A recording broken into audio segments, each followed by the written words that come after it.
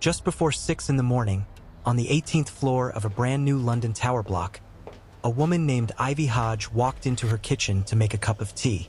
She struck a match, not knowing the room had been quietly filling with gas, leaking from a loose fitting on her cooker. The explosion was small. It didn't even kill her. She was knocked out and lived. In almost any other building, that would have been the end of it. One wrecked kitchen, a bad fright, a repair bill. But this blast knocked out a wall. And in this building, that one wall was holding up the whole corner. The moment it was gone, the flats above it had nothing left underneath them. They fell, and as they fell, they smashed through the flats below all the way down. In a few seconds, the entire corner of the tower dropped to the ground, floor crashing onto floor. The tower was 2 months old. One small gas explosion, in one kitchen, had just torn a full corner off a 22-story building. This is Ronan Point, and this is the chain that pulled it down.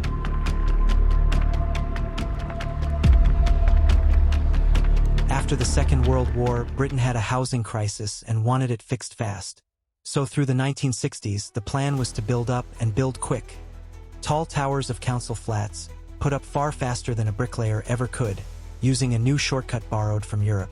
Instead of building a tower brick by brick, whole walls and floors were made in a factory as giant concrete slabs, driven to the site and stacked together like a flat-pack kit. It was fast, it was cheap, and it was going to house a generation. That rush is where the chain begins. The building method used at Ronan Point had been designed and tested for small buildings, around 6 floors. At that height, stacking heavy concrete slabs and letting their own weight hold them together works fine. Ronan Point was 22 floors, nearly 4 times taller than the method was ever meant for. Going that much higher changes everything, the weight bearing down, the push of the wind, and what happens if any single piece fails. They took something proven safe for a small block and stretched it to a skyscraper.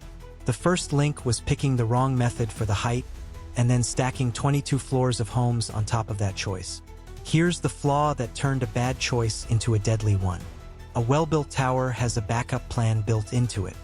If one part fails, the weight it was carrying simply shifts onto the parts around it, and the building stays up.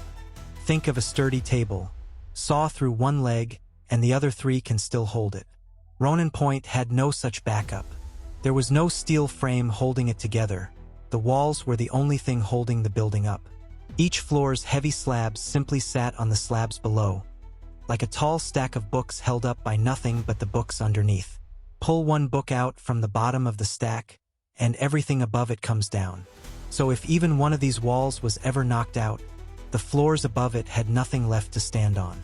The second link was a building with no plan B, built in from day one. If the walls are the only thing holding the tower up, then how tightly those walls are joined together is everything. On paper, the gaps between the slabs were meant to be packed solid with strong concrete and steel, locking the whole building into one connected piece. When investigators pulled the wreckage apart, that's not what they found. Some joints had barely been bolted. In places, the gaps that were supposed to be filled with solid concrete were stuffed with rubbish and left hollow. Empty pockets exactly where the building's strength was supposed to be. The tower was a stack of heavy slabs held together far more loosely than anyone living in it could ever have guessed. The third link was shoddy work in the one place this kind of building can't survive it: the joints. Now add one more thing to this fragile tower. Every flat had gas piped in for cooking and heating. Gas is completely normal and usually perfectly safe. But gas can also do the one thing this building couldn't survive: cause an explosion big enough to knock out a single wall. This was a building that couldn't afford to lose even one wall, and every single home in it was fitted with the exact thing that could blow one out. The two facts didn't fit together, and nobody put them side by side. The fourth link was filling a building that had no backup with the one hazard it couldn't take. The last link was tiny. A loose fitting on a cooker on the 18th floor let gas leak into a flat. And a woman, doing the most ordinary thing in the world, struck a match. The explosion was small enough that she survived it. But it hit the one weak spot that mattered, and blew out the wall holding up the corner.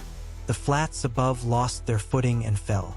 Their weight crashed through the flats below, which were just as unprotected. And the whole corner of the tower unzipped from top to bottom in seconds. The fifth link was a single match, and every decision before it had made sure a single match was enough. Engineers had a name for what happened, one most people had never heard before that day: progressive collapse. One small failure knocks out the next, which knocks out the next until a whole section of the building falls. Exactly the chain reaction Ronan Point had no way to stop. For people were killed and more than a dozen injured, a toll kept low only by luck and by the hour. It was just before 6 in the morning, and most residents were still asleep in their bedrooms, away from the living room corner that fell. A fifth person later died of their injuries. Could very easily have been far worse.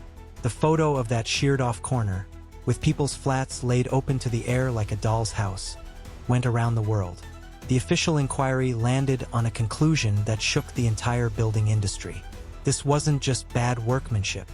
The danger was baked into the design itself. A tower built this way, no frame, no backup, held up by its own walls, could collapse like this by its very nature. And Ronan Point was far from the only tower built exactly this way. The response was huge. Gas was shut off from the most vulnerable blocks, and the rules for every tall building were rewritten around one new demand. A building must be able to lose any single part without the whole thing coming down. That principle, no one failure should ever take down the entire structure, is still a foundation of how tall buildings are kept safe today. Ronan Point itself was patched up, never trusted again, and eventually taken apart floor by floor. And as it came down, engineers found them. The loose joints and the rubbish-filled gaps, hidden inside it the whole time. 2 months of life and a single match had been enough. There's no single villain here. There's a chain. Use a small building method to build a giant. Design it with no backup. Fill the joints with gaps and rubbish. Pipe explosive gas into a building that couldn't survive one blast. And then leak the gas and strike the match.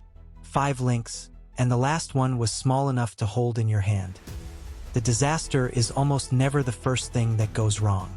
It's the last link in a chain of decisions, each one reasonable to the person who made it, that quietly removed every safeguard until nothing stood between an ordinary morning and catastrophe. That's the chain. And there is always a next one.